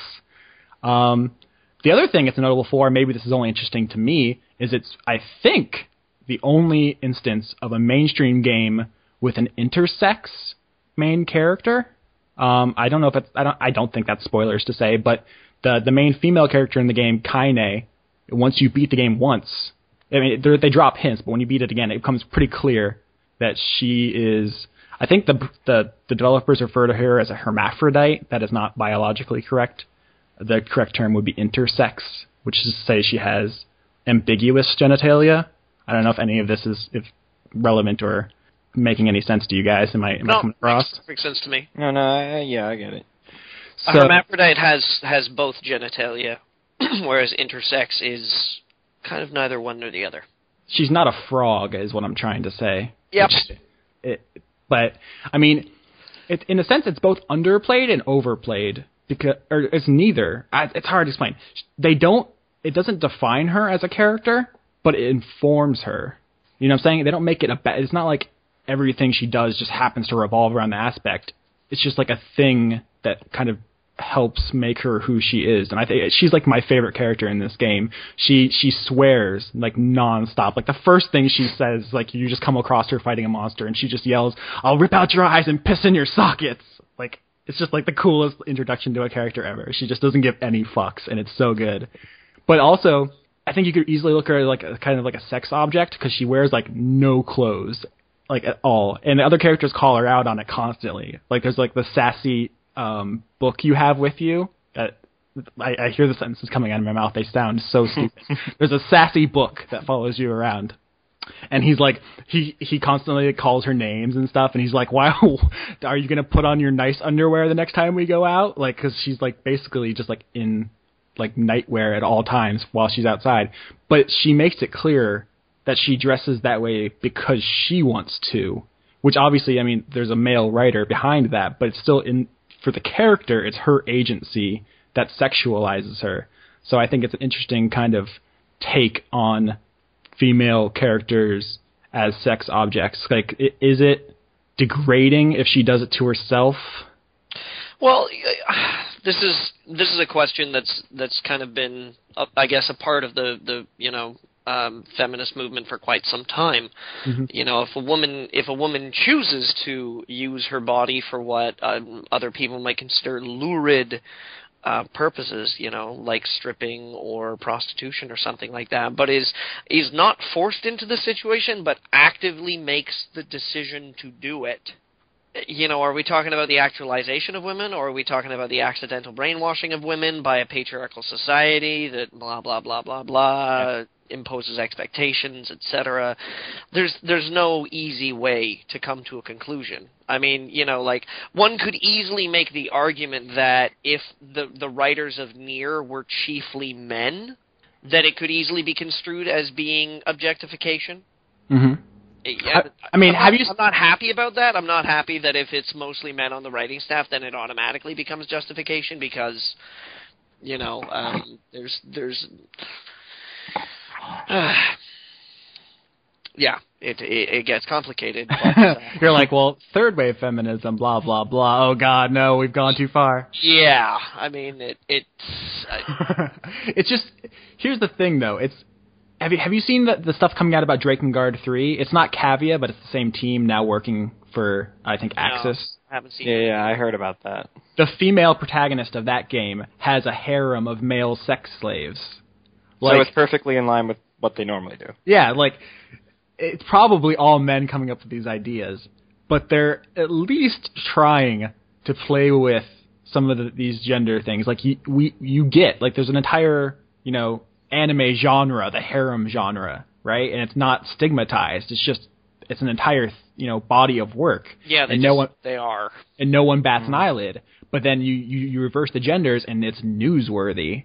Like, it's cool. I think Nier and Drakengard are, although not good, they're fucking ballsy. I appreciate that. That can be just as important as being good.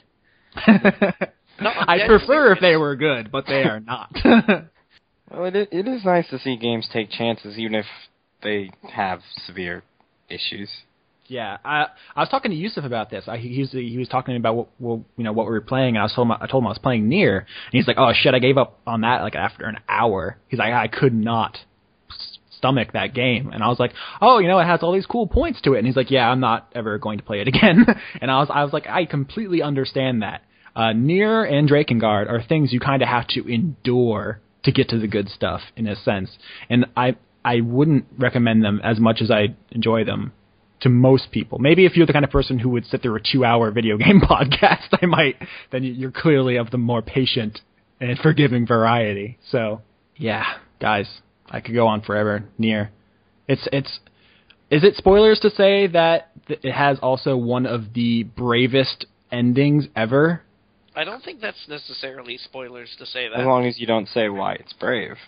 It has 4 endings. I won't spoil any story details. I will say that there is an ending that fucking deletes your save file.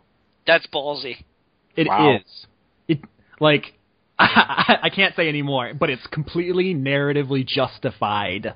And it does not just one. Like, it'll go through your hard drive and delete every associated file. And you can never name your character that again. It deletes the ability for you to play as that character. Damn. That is gutsy. That's actually pretty cool. It is very cool. I mean, I say this about all of Cavia's work, that even if it isn't good, you kind of gotta respect that it exists, because no other company would do any of that. So there's that. And I mean, I just put up that article about the music, and there's plenty of people in the comments who said that, the game made them cry. It's like their favorite RPG of this generation. Like, holy shit, right? Like, if it's that effective and it's not actually that good, imagine how effective the games could be if they were good. So I'm really interested to see where Drakengard 3 goes, but I don't even know if it's going to get localized at this point. Kickstarter! Well, it is Square Enix. We talked about that. Yep. So I think that's all of the things I finished this week. I'm started a couple other things. I guess I'll save it for next week because we're running a bit long. But I played a lot of games, guys. Yeah, you seem to have. Indeed. I don't know if I'm gonna have much to say next week. This is my moving week, so you gotta finish Analog. I intend to. I do intend to. So don't you worry about that. We'll have a good 30-minute long discussion when I do about all of that, spoilers and everything. Good stuff. I need to get Last Light. Seriously. There's a lot of games that came out recently that I haven't played yet, so I have to catch up on BioShock. That too. Not to mention the 2 that are coming out this month. The Last of Us. Yeah, gotta play Last of Us, and I personally have to play Project Cross Zone. Yeah, definitely. I'm not going to play either of those games. You don't have the proper special? Yeah, I don't have the proper equipment. I am unequipped to do it. And I think, considering the announcements that we've had from Sony and Microsoft this year, it might not be a great financial investment to acquire that equipment. I think we all know that the future is Ouya. Soon there will be only one gaming console, the Ouya. I didn't think it even deserved to be said. I just thought that everybody was obviously on the same page. I mean, it's no secret anymore. Yeah. No. It's out there. Everybody knows it. So, superheroes, Johnny. Yeah. In conclusion, I think that Vision from the Marvel's Avengers probably has the best skills needed to bring the Western world out of its current financial state. Who? Yeah. Who? What? Vision? That's not a real thing. Yeah. What about Ant-Man? From the Avengers? Yeah, Ant-Man is in the Avengers. I know that, so is Vision. No, that's not a real thing. It is. Vision. Ant-Man's better. No, Ant-Man is not better. He'd grow to 20 times fucking human size, and he'd eat all the subsidized corn. He'd be like, Ant-Man hungry! I think you have confused with the Hulk. Now, well, I mean, maybe the Hulk would help him out. Anyway, can I take these ropes off now? I'll think about it. Okay, I looked up Vision. He's green and he has a red face. Yeah, he's an android. And that's why I think he's probably the best choice for being in charge of the budget, because we must all bow to our robot overlords. I don't comic books. I don't know if you guys have noticed this yet. I'll be honest with you, all my comic book knowledge is fucking 20 years old. I like Spawn. That was a comic book. I read that. Yeah, Spawn I like was All-Star Superman. That was good. Wonder Man's pretty hot. I did read a couple of years ago. I did read probably one of the best fucking comic books I've ever read in my entire life.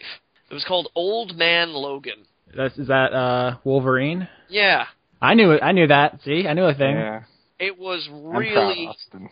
really fucking good. It, like, took place, like, way fucking deep in the future, where, like, Wolverine, like, doesn't fucking fight anymore. He promised he won't fight. He doesn't use his claws anymore. He's a farmer in, like, this dust bowl. So is it like the Metal Gear Solid 4 of comic books, where everyone's, like, way past their prime and they're old? Dude, not even. It's more like fucking Zatoichi. Where it's like, sounds familiar. there's, like, yeah, Zatoichi was a popular series of Japanese samurai movies about a blind masseur who was like, you know, a fucking samurai. His like cane was this fucking sword, and it was awesome. Okay, yeah, I know about that from like cultural osmosis. I've never seen it. They're pretty sweet. The Zatoichi movies are pretty sweet. There's actually one of the what's his name? Takeshi Kitano, the guy who did Takeshi's Castle, did a Zatoichi movie a few years ago. That was pretty good. It was a little weird and goofy in sections, but it was all right. Oh, I know where I know Zatoichi from. Is there's a character in Guilty Gear called Zato 1, and in 1 in Japanese is Ichi, so it's a pun. Ah, yes. And he is like a ninja. So that's where I know that name from. But yeah, so it's like Logan's a farmer and he's like got a family and everything, and it's like the Hulk has this like giant gang of like his family. There's this like there are a bunch of fucking like inbred rednecks that basically bully people around, and like it's so fucked up, but it's really good. It was one of the best comics I've read in like years. Might have to check that out now. Old Man Logan. It's totally like old western / like post-apocalyptic samurai bullshit. It's fantastic. So what are we going to call this episode? I don't know, but I really think you should use the babies from Dragon Guard as the picture. If we can find a good like image quality, that game I could try is to find one. The game is so grainy. I wonder what happens if I just type in Dragon Guard babies. I bet I get Ariosh and she's eating someone. Oh God. Naturally, the title, I think, tends towards stubbing your vagina, but I think we should shy away from it. Yeah, I was trying to think of a way to phrase that wouldn't be so upfront, you know what I'm saying? Try to sneak it past. Yeah.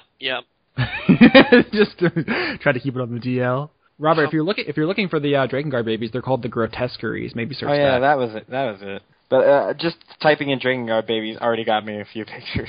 Okay. But they are all still pretty grainy. Yeah. That game just looks old and shitty, like always. I'll put what I found down in the. Okay. I'm trying to think if we work the words groinal and inguinal into the title. Thanks for having me. No problem. Thanks for coming on, Robert. It was a delight. Oh, that's so nice of you. I'd love to come back. Thanks for not sounding like shit. I feel like you're implying something. I think yes. Some of our other participants in this podcast don't always necessarily come equipped with the proper microphone, internet connection, operating system, everything, vocabulary, life. Yeah. It's pretty much an all-encompassing problem. Still. Oh my God, that's fucking terrifying! I just looked at the Dragon Guard babies. Oh, now you've never seen them before? No, that's awful. You understand. Now you understand. God, that's terrible, man. I'm so glad that this has caused this. And I hope more people look up Dragon Guard from this. Because everyone deserves to see those babies. Yep. And dude, I am totally finding that cutscene on YouTube. I will link it in the chat for you. And you will watch it, and you will have fun. Jesus Johnny? Fucking Christ. Yeah. having seen that just made this day. Like, yeah. Today, something was accomplished. Can you imagine? When did that game come out? I think it was like 2003-ish? Yeah, I mean, I was 13 when I played that game. Hold on, I'll just look it up real quick. 2000, let's see here. No, 2000. Yeah, 2003. Yeah. In Japan, at least. North America, 2004. Yeah, I was pretty young when I played that game, and I had no idea that was coming. Can you imagine? I remember when that happened. Like, it freaked me the fuck out. Well, considering your buddies were a psychopathic dragon, a blind guy who really liked little boys, cannibalistic psycho bitch, and Seath. And what's funny is they toned down like the pedophilia subtext and incest subtext for the. Yeah, I remember because I read through a picture Let's Play of that from this guy named the Dark Id. If you ever want to see someone just die constantly from Drakengard and Drakengard 2 and Nier, because he's done all three, it's really enjoyable, and I check it out sometime. But he basically included all this stuff that was like subtexted, so he talked about how Leonard liked his little boys a lot more in the Japanese version. Yeah, that's what I heard. So I think that's probably what's going to happen with Drakengard 3. They're gonna tone down all of the weirdness. Like they're just gonna all her sex slaves are just gonna be, they're good friends. So they're just it's just like, yeah, they go way back. You wouldn't understand. Hey Johnny, I totally linked the video in the all right. I want you to watch it while I'm still listening. Okay, all right, hang on. I'm watching this right now. Okay, here we go. Here we go. I feel like there's a Rush concert that's about to start. Lights in the sky, and you guys, what the fuck? These are like giant babies. Yeah, they are. Giant, creepy lightning babies from the sky. Yes. What the fuck? And this is why we say Drakengard is a very messed up game. Yeah, I'm getting that now. It's like 15 hours of just sword fighting dudes, right? Which is kind of boring, to be honest. Yeah, it's boring and terrible. And then not only does that happen, but then you end up somehow in modern-day Tokyo and jets shoot you down. And that leads into Nier. Yes. I don't know if he broke him. I hope so. No, Oh. no, I'm just... taking it all in? Yeah, just absorbing it. Just trying to... I got another video involving absorption, scorpion tails, and a pretty lady, if you'd like. From the same game. Oh, Jesus. You're mean. I'm not ready for this. I'm just expanding his horizons. Or dusks in this case. All right, sock it to me.